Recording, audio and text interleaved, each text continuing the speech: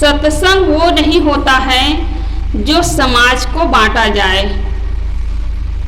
सत्संग उसे कहते हैं जो समाज को जोड़ा जाए, इंसान को जोड़ा जाए।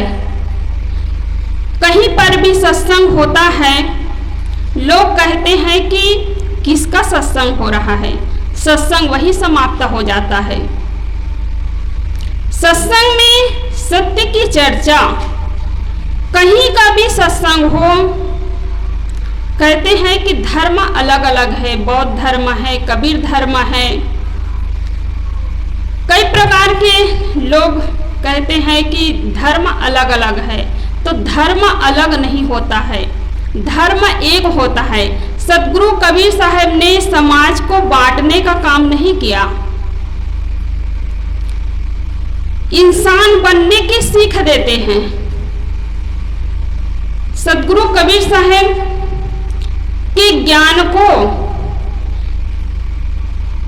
किसी संप्रदाय में आप नहीं बांध सकते हैं, किसी एक दायरे में नहीं बांध सकते हैं।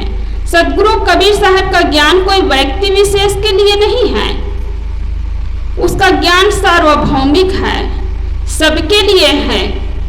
जैसे सूर्य का प्रकाश है वह सबके लिए है, जल सबके लिए है, धरती सबके लिए है, ऐसे ही सदगुरु कबीर साहब का ज्ञान जो है सबके लिए है।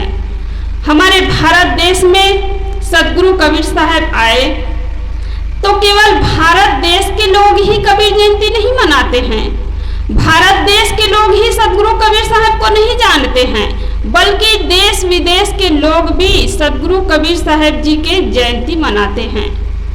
आज हम देखते हैं कि स्कूल में पढ़ने वाले बच्चे ही केवल सदगुरु कबीर साहब को नहीं जानते हैं, बल्कि जो बच्चा स्कूल का मुख नहीं देखा है, जो बच्चा अभी चलने लायक है, चलना सीखा है, उठ करके खड़ा होना सीखा है, वह भी सदगुरु कबीर साहब को जानते हैं। क्योंकि घर का जैसे माहौल होता है, घर का जैसे वातावरण होता है, गांव का जैसे वातावरण होता है, उसके हिसाब से उसको संस्कार मिलता है। अभी इस घर में बैसाखू साहब थे तो उसका प्रभाव अभी उनके बेटे, उनके बहू पर पड़ा, और इसीलिए उन्हीं के देन है कि हर साल यहाँ कबीर साहब जी के जयंती कार्यक्रम मनाते हैं। और अभी जो कार्यक्रम हो रहा है तो छोटे छोटे जो बच्चे हैं घर में, गांव में, पड़ोसी के बच्चे हैं, वह देखते हैं, उसको संस्कार मिलता है। तो इसलिए छोटे छोटे बच्चे हैं, वो देख करके सीखते हैं। तो घर में क्या करना चाहिए, जो महान पुरुषों के फोटो है उसको घर में रखना चाहिए। और फोटो रखने का मतलब मैं ये नहीं कह रही हूँ कि आप फोटो रख करके केवल पूजा करें।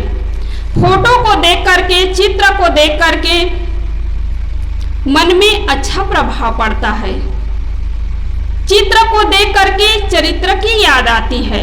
छोटे छोटे बच्चों को आप उस महान पुरुषों के फोटो को दिखाइए कि बेटा ये सदगुरु कबीर साहब है, ये राम भगवान है, ये कृष्ण भगवान है, ये बुद्ध भगवान है। ऐसे बच्चों को आप फोटो के पास ले जाकर के दिखाएंगे, उसके कर्म को याद दिलाएंगे कि सदगुरु कबीर साहब ने ऐसा काम किया, राम भगवान ने ऐसा काम किया। और यही है कि सदगुरु कबीर साहब जी को याद हम करते हैं तो केवल हम उनके नाम से भजन गा लें, झूम झूम करके भाव विभोर हो जाए, इतने मात्रा से नहीं, हम उसके विचारों को अपने जीवन में उतारें, उसके बताए हुए मार्ग पर चले, भाईचारे का बर्ताव करें। इंसान है तो इंसान के अंदर इंसानियत होनी चाहिए, मिल बांट करके खाना सीखना चाहिए। इंसान आदमी की परिभाषा क्या है, जिसके अंदर त्याग हो, जिसके अंदर संयम हो, भाईचारे का बर्ताव हो, वो आदमी है। और आदमी के लिए ही कहा जाता है कि आदमी बनो। क्या कहा जाता है? आदमी के लिए ही कहा जाता है कि आदमी बनो। कोई कुत्ता के लिए नहीं कहा जाता है कि तुम कुत्ता बनो, घोड़ा बनो, गधा बनो, बैल बनो, ऐसा नहीं कहते हैं। आदमी के लिए ही कहते हैं कि आदमी बनो। संकल्प हो हमारा इंसान हम बनेंगे, इंसान बन गए तो भगवान हम बनेंगे। तो सबसे पहले हमें इंसान बनना है। इंसान के शकल में तो सब लोग दिखते हैं, आदमी के शकल में तो सब लोग दिखते हैं, लेकिन सबके दिल में दया का भाव नहीं है, सबके अंदर में क्षमा का भाव नहीं है, त्याग के भाव नहीं है। तो इंसान के शकल दिखने मात्र से कुछ नहीं होता है। किसी ने कितना सुंदर कहा है, भक्त या विद्वान कवि, भगवान पंडित मौलवी, भक्त या विद्वान कवि, भगवान पंडित मौलवी, जो भी बनना बाद में, पहले बनो तुम्हें आदमी, आदमी के शहर में मैं ढूंढता हूँ आदमी, आदमी के शहर में ही खो गया है आदमी, आदमी के शहर में मैं ढूंढता हूँ आदमी। तो सदगुरु कबीर साहब का ज्ञान जो है इंसान बनने के लिए सिखाता है। सदगुरु कबीर साहब का ज्ञान जो है आदमी बनने के लिए सिखाता है। और जो ज्ञान किसी को हिंदू बनाए, किसी को मुसलमान बनाए, किसी को सिख बनाए, किसी को ईसाई बनाए, वो सच्चा ज्ञान नहीं हो सकता है। इस धरती पर जितने मनुष्य हैं वहाँ एक जाति है, केवल मानव जाति। कोई हिंदू, कोई मुसलमान, कोई सिख, कोई ईसाई, ये तो जन्म लेने के बाद मनुष्य अपने अपने ढंग से ये श्वान रचता है। सदगुरु कबीर साहब कहते हैं, को हिंदू को तुरुप कहावे एक जिम्मी पर रहिए। इसी धरती पर सब लोग है, इसी धरती पर सबका जन्म हुआ है, तो कौन हिंदू है और कौन मुसलमान है। साहेब और भी कहते हैं, कारी पीली दूहू गाई, ताकर दूध देवू बिलगाई। काले पीले गाय के दूध को दूह करके एक पात्र में रखा जाए और उसको कोई अलग करना चाहे तो क्या कर सकता है? नहीं कर सकता। क्यों? क्योंकि सभी गायों का दूध जो है सफेद होता है। इसी प्रकार सबके अंदर में चेतन आत्मा है, सबकी चेतन आत्मा एक ज्ञान स्वरूप है। सबका शरीर 5 तत्वों से बना है, सबके शरीर 5 तत्वों से बना है, खून है, पसीना है, और सबको एक समान भूख प्यास लगती है, सबको धूप लगती है। तो शरीर में कोई फर्क नहीं है, लेकिन आदमी कर्म से ऊंच होता है और कर्म से नीच होता है। अच्छे कर्म से ऊंच होता है, कोई जाति से ऊंच नहीं होता है कि ब्राह्मण जाति है तो ऊंच जाति के हैं। आदमी कर्म अच्छा करता है, सबके साथ सुंदर व्यवहार करता है तो पूजनीय हो जाता है। और यदि गलत कर्म होता है, गलत आचरण उसका है, तब वो नीच हो जाता है। तो आदमी की पहचान क्या है? उसके आचरण, उसके चरित्र। क्योंकि कहीं पर भी आप जाते हैं तो आपके बात व्यवहार, आपके चरित्र को देख करके आपको पहचानते हैं लोग। आपके कितने बड़े मकान हैं, कितनी गाड़ी है आपके पास, कितनी जमीन है आपके पास, ये बाद में पता चलता है, लेकिन आपकी पहचान, हमारी पहचान हमारे कर्म से होता है, हमारे आचरण से होता है, हमारे चरित्र से होता है। इसलिए चरित्र को सुंदर बनाना चाहिए। धन खोया तो कुछ नहीं खोया, स्वास्थ्य खोया तो कुछ खोया, और चरित्र खोया तो सब कुछ खो गया। धन खो जाएगा, इस साल बारिश नहीं हुई, पानी नहीं गिरा तो हानि हो गई, और कमा करके धन को वापस ला सकते हैं। स्वास्थ्य बिगड़ गया तो 1 महीने 2 महीने या साल भर में वो भी ठीक हो जाएगा, लेकिन चरित्र यदि बिगड़ गया तो जन्मों जन्म बिगड़ गया। रावण को दुनिया से गए कितने हजार वर्ष हो गए। कंस को देख लीजिए, दुर्योधन को देख लीजिए। तो चरित्र में यदि दाग लग जाए, चरित्र यदि हमारा ठीक नहीं है तो जन्मों जन्म बिगड़ जाता है। इसलिए चरित्र को सुंदर बनाना चाहिए, आचरण को सुंदर बनाना चाहिए, तो हमारे अंदर इंसानियत होनी चाहिए, हम अच्छे इंसान बने। अच्छे इंसान किसे कहते हैं? भजन में भी आप लोग सुने हैं, किसी के काम में जो आए उसे इंसान कहते हैं, उसे इंसान कहते हैं। पराया दर्द अपनाए उसे भगवान कहते हैं, उसे भगवान कहते हैं। तो किसी के काम जो आता है, यहाँ स्वस्थ शरीर मिला है, स्वस्थ हाथ पैर है, तो आप किसी के काम आए, दूसरों के काम आए, पर उपकार में यह शरीर लगना चाहिए। और दूसरों के जो दर्द को अपना दर्द समझता है वही भगवान है। लेकिन आज जो है आदमी इतने स्वार्थी हो गए हैं कि केवल अपना ही देखते हैं, सामने वाले का दर्द नहीं देखता है, सामने वाले का दुख नहीं देखता है, उसके साथ बेदर्द की तरह व्यवहार करते हैं, उसके लिए उसका दिल पत्थर हो जाता है। तो जो हम सामने वालों को देते हैं, सामने वालों के लिए जैसे सोचते हैं, वही हमें लौटकर आता है हमारे पास।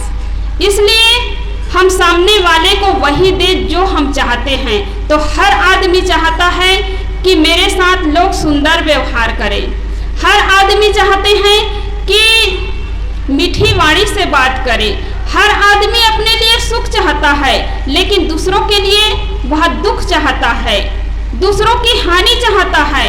तो दूसरों की हानि करके आपका लाभ नहीं हो सकता है, बल्कि आप दूसरों के लाभ के बारे में सोचेंगे, दूसरों के बारे में अच्छा सोचेंगे, तो आपका भी अच्छा होगा, आपका भी भला होगा। इसलिए कहते हैं मिल रहा है वही तुमको जो कि पहले से दिए हो, जो तुम पहले दे चुके हो वही तुम्हें मिलेगा। आज हमें दुख और सुख मिल रहा है अपने जीवन में, तो अपनी ही कमाई है, अपनी कमाई आपकी, ना माई ना बाप की। हमारा कर्म यदि अच्छा है तो कोई हमारा बिगाड़ नहीं कर सकता है, और यदि हमारा कर्म बिगड़ा हुआ हो तब कितने भरे पूरे परिवार हो, पड़ोसी लोग अच्छे हो, आपके साथ अच्छे लोग रह रहे हो, साथ दे रहे हो, फिर भी आप अकेले ही हैं, अकेले ही दुख भोगना पड़ेगा। राजा दशरथ को सब लोग जानते हैं कि राजा दशरथ के 4 पुत्र थे। कितने लोग कहते हैं कि हमारे तो एक भी पुत्र नहीं है कि हमें पानी पिला सके, बुढ़ापा में सेवा करे। लेकिन यदि कर्म अच्छा रहेगा तो आपके एक भी बाल बच्चा ना हो, आपके आगे पीछे कोई ना हो, फिर भी आपकी सेवा के लिए कितने लोग आ जाएंगे, साथ दे देंगे। लेकिन कर्म यदि बिगड़ा है तो आपका बेटा, आपके बहू, आपकी बेटी, आपके भरे पूरे परिवार भी काम आने वाले नहीं हैं। तो राजा दशरथ जी के कितने पुत्र थे? 4 पुत्र, और वो भी बड़े सुयोग्य पुत्र। लेकिन जब अंत समय आया तो एक भी बच्चे सामने नहीं थे। 2 बेटे तो अपने ननिहाल में और 2 बेटे वनवास में। तो इसलिए कभी अहंकार नहीं करना चाहिए, धन के अहंकार नहीं करना चाहिए, पद के अहंकार नहीं करना चाहिए, परिवार के अहंकार नहीं करना चाहिए, बल्कि अपने कर्मों पर ध्यान देना चाहिए, अपना कर्मों को अच्छा बनाना चाहिए।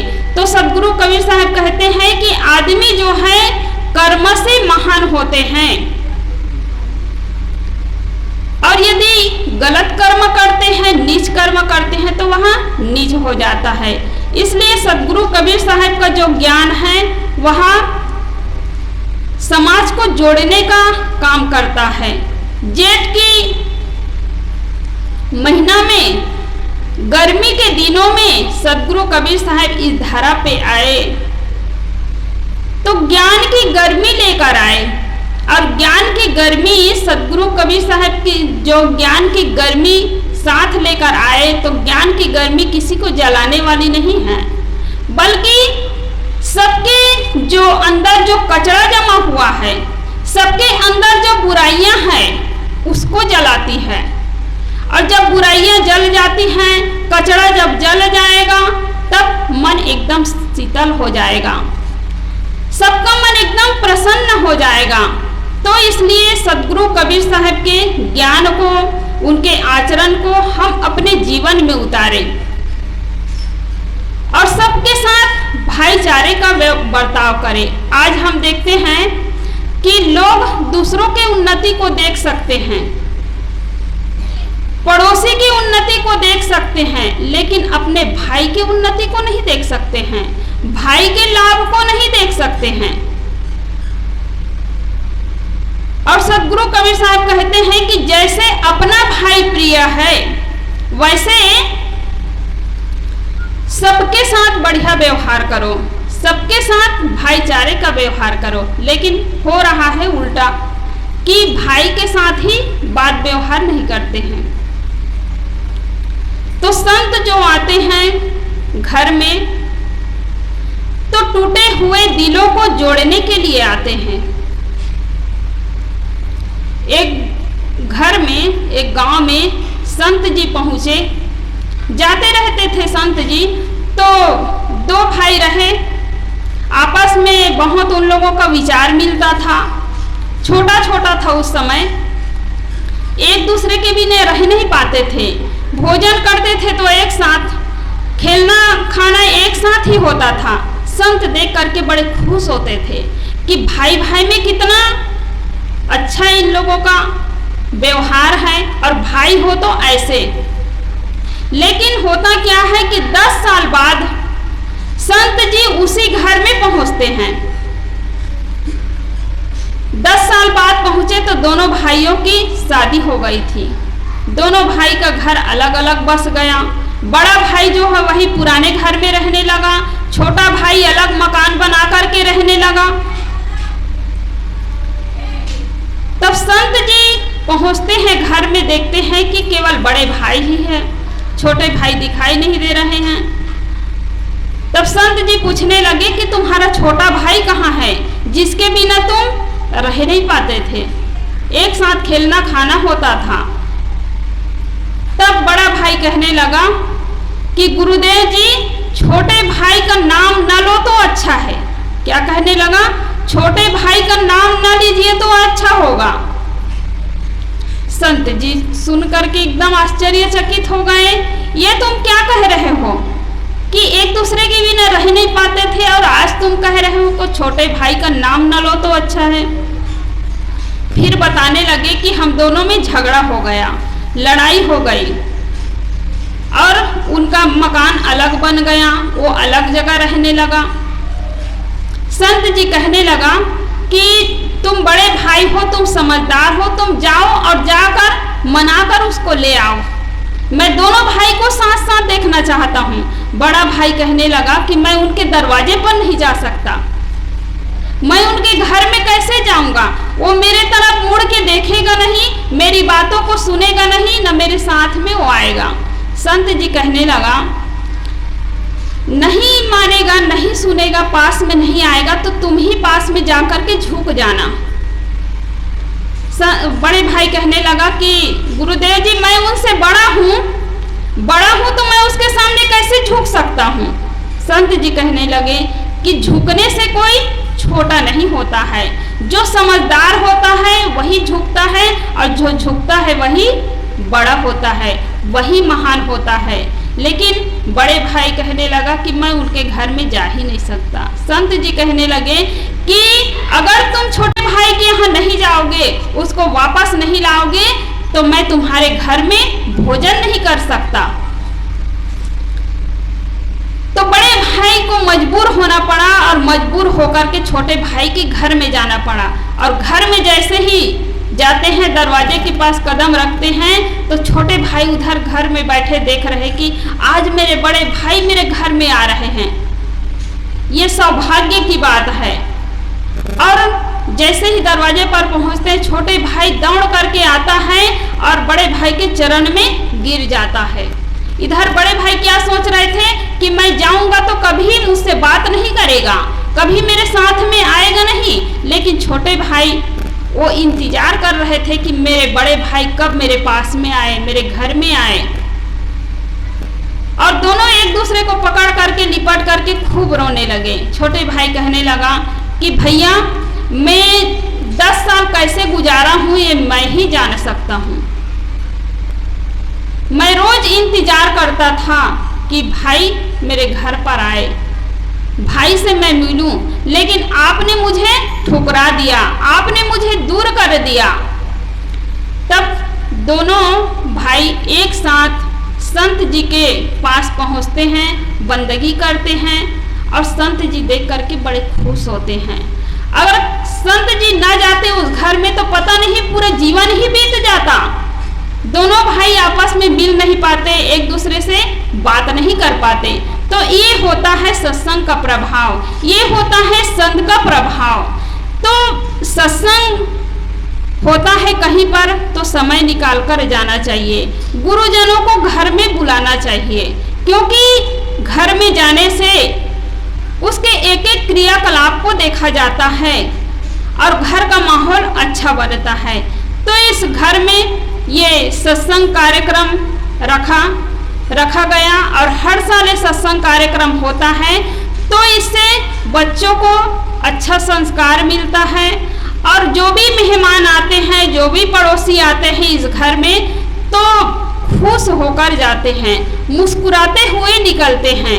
तो ऐसे हम सबको चाहिए कि सत्संग के प्रति लगाव हो, गुरुजनों के प्रति लगाव हो। तो यहाँ आज सदगुरु कबीर साहब जी के जयंती कार्यक्रम मना रहे हैं। तो सदगुरु कबीर साहब के विचारों को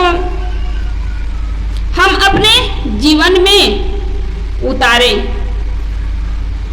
इंसान है तो इंसान बने, मिल बांट कर खाना सीखे, एक दूसरे के लिए त्याग करना सीखे, क्योंकि त्याग से ही प्रेम बढ़ता है। हम खाने के लिए, पहनने के लिए, देखने के लिए केवल अपने लिए सोचेंगे तो उससे प्रेम नहीं बढ़ेगा। आप सामने वाले के लिए भी सोचें और सामने वाले के लिए जैसे सोचते हैं तो वैसे अपने आप मिल जाएगा। तो हम दूसरों को सम्मान दे तो सम्मान मिलेगा, गाली देंगे तो गाली मिलेगा। जैसे हम सामने वाले को देंगे, दूसरों को देंगे, वही हमें मिलेगा। तो सदगुरु कबीर साहब के विचारों को, उसके ज्ञान को हम जीवन में उतारे, तभी यहाँ जयंती मनाना सार्थक होगा। आइए सदगुरु कबीर साहब जी के याद में एक कविता।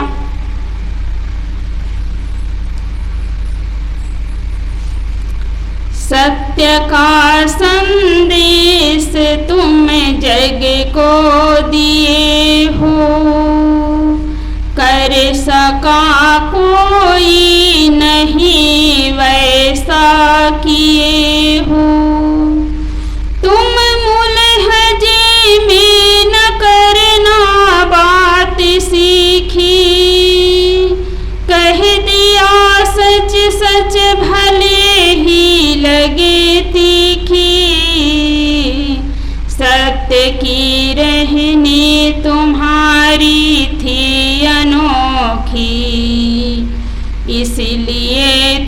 कह सके थे बात चोखी।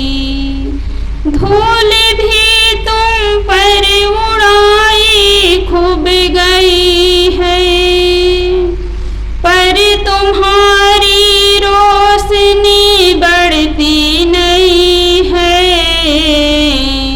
तुम तरासे गए हीरे के सरीखे, पर तुम्हारे सभी पहलू दोत दिखे।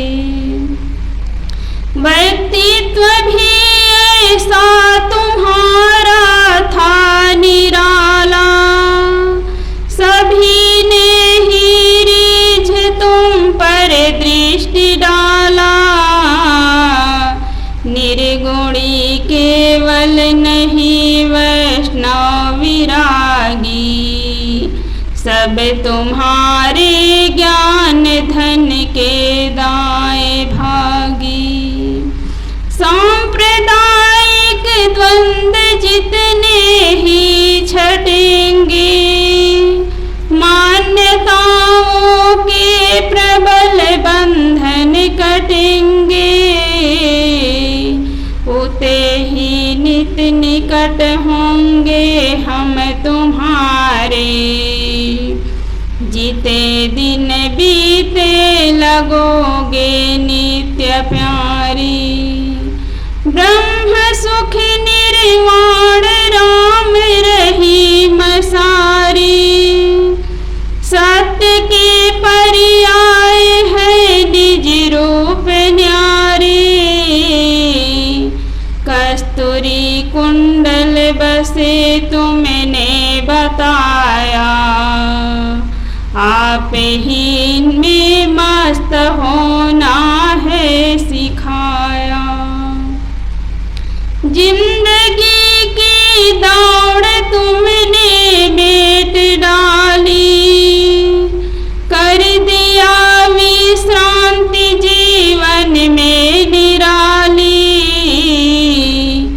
जन्म जन्मों की पिपासा हुई तड़पिते, तेरी यादों में सुमन श्रद्धा समर्पिते। तेरी यादों में सुमन श्रद्धा समर्पिते, तेरी यादों में सुमन श्रद्धा समर्पिते। बोलिए सद्गुरुदेव की।